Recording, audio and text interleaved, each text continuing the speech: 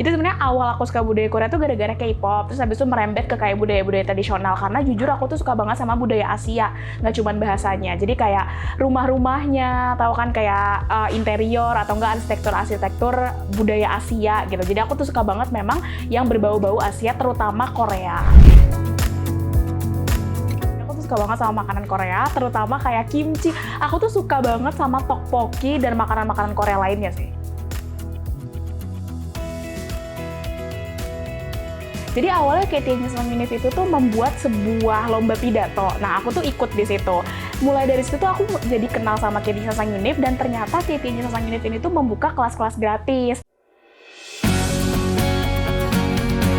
Saat itu di Instagram tiba-tiba aku lihat ada sebuah iklan yang bilang kalau ada lomba pidato bahasa Korea yang diselenggarakan oleh KT Unif Indonesia.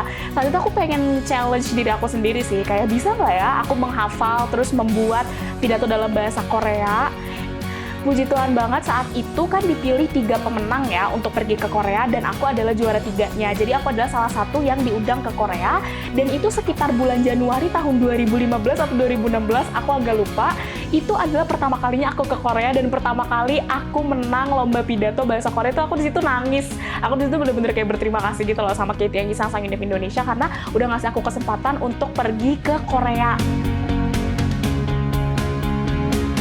Sekarang pekerjaan utamaku adalah penerjemah tulisan, translator, ataupun penerjemah lisan, yaitu interpreter. Kalau misalnya untuk sekarang aku paling banyak itu menerjemahkan webtoon yang pertama, dan yang kedua tuh aku banyak banget menerjemahkan drama dan film. Terus habis itu aku juga menerjemahkan lisan nih, biasanya aku menerjemahkan konser, atau aku menerjemahkan rapat, ada juga seminar, tour guide, lain-lain. Kalau bisa diterjemahkan dari bahasa Korea dan bahasa Indonesia, itu biasanya aku yang menerjemahkan.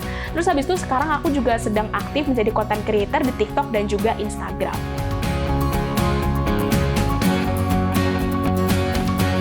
Aku ngikutin Sangsang tuh bener-bener dari aku SMP sebenarnya, dari tahun 2015 tuh aku masa SMP aku udah ngikutin Sangsang. Itu awalnya Sangsang itu tuh hanya punya kelas, inget aku hanya ada 2 ya waktu itu, cuman ada barista dan juga vokal, dan saat itu aku inget banget muridnya tuh nggak lebih dari 5. Terus habis itu ternyata seiring berkembangnya waktu tuh aku kaget banget Sangsang punya banyak banget kelas gratis dan banyak banget program-program yang membantu masyarakat Indonesia juga. Nggak cuma kelas gratis kayak ada Sangsang volunteer dan lain-lain juga kan. Tapi memang yang mau aku highlight karena aku bagian dari situ tuh adalah kelas-kelas gratis yang di-provide oleh KT Unif Indonesia. Aku awalnya itu kan online ya, karena kan ketika aku pertama kali mulai ngajar itu masih masa-masa COVID. Jadi itu hanya online dan itu kelasnya sudah banyak sebenarnya, tapi kan hanya online. Itu mulai 2022 pertengahan ketika COVID sudah mereda, Sangsang tuh mulai buka kelas offline, dan itu aku salut banget karena offline dan online-nya pun makin banyak. Nggak cuma online, offline pun sekarang ada di 3 tempat, ada UNJ, ada BINUS, dan UPRIDA. Jadi makin kesini tuh bener-bener Sangsang nge-provide di daerah-daerah yang tadinya kan hanya di Jakarta, tapi sekarang ada di Bekasi dan lain-lainnya, dan itu aku jempol banget sih buat Sangsang. 희망이라는 기적이 항상 우리가 무너지려던 찰나에 우리한테 다가온다. 그러기에 포기하지 말고 끝까지 가면 그 희망이 기다리고 있으니 조금만 더 달려보자.